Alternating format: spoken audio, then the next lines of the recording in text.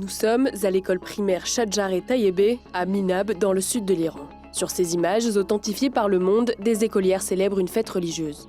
La guerre en Iran n'a pas encore éclaté. Le 28 février, au premier jour des frappes, l'école a été bombardée et presque entièrement détruite. La responsabilité du bombardement n'avait pas encore été reconnue à la date de publication de cette vidéo, mais la localisation correspond à une zone bombardée par les États-Unis dans leur campagne contre l'Iran conjointe avec Israël. We're investigating that. We of course never target civilian targets, but we're taking a look and investigating that. Les images inédites obtenues et analysées par Le Monde prouvent la présence d'enfants et de victimes civiles lors du bombardement. Voici ce que révèlent les images. Le bombardement a eu lieu ici le 28 février. Sur cette image satellite, on constate qu'au moins 6 bâtiments ont été détruits ou endommagés. La localisation des frappes, au centre des bâtiments, démontre un ciblage précis et intentionnel.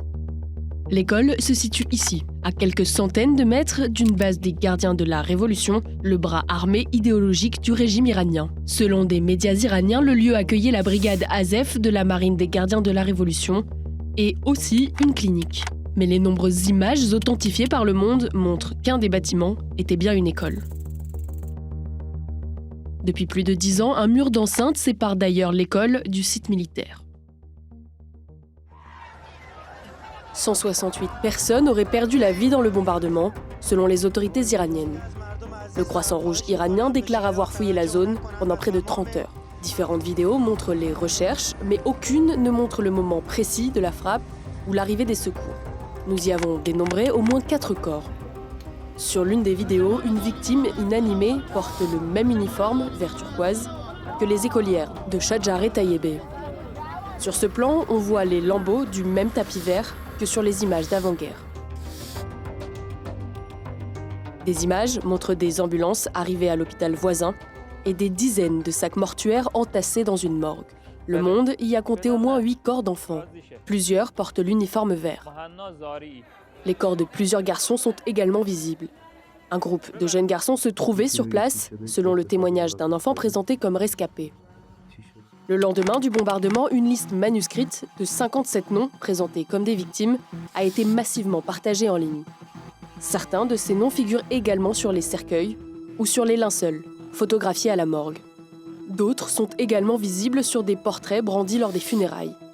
Les noms de 5 institutrices sur la quinzaine qu'aurait compté l'école figurent également sur cette liste. Les images ne permettent pas de confirmer l'ampleur du bilan humain annoncé par les médias et les autorités iraniennes, mais le surlendemain du bombardement, des vidéos vérifiées par Le Monde montraient qu'une centaine de tombes étaient creusées dans le cimetière de la ville à 4 km de l'école. À ce stade, nous ne sommes toutefois pas en mesure de distinguer le nombre d'enfants et de victimes civiles tuées à l'école de celles atteintes dans la base des gardiens de la Révolution. Depuis le début de la guerre, Internet est presque intégralement coupé en Iran. Le 6 mars 2026, les autorités américaines et israéliennes n'avaient pas admis leur responsabilité dans cette frappe, mais les images présentées par l'état-major montraient que des frappes américaines avaient bien eu lieu dans la zone de Minab à la période du bombardement. Une enquête a été ouverte par l'armée américaine. Elle est toujours en cours. Selon les informations de l'agence Reuters le 6 mars, les enquêteurs pensent que la responsabilité américaine est probable.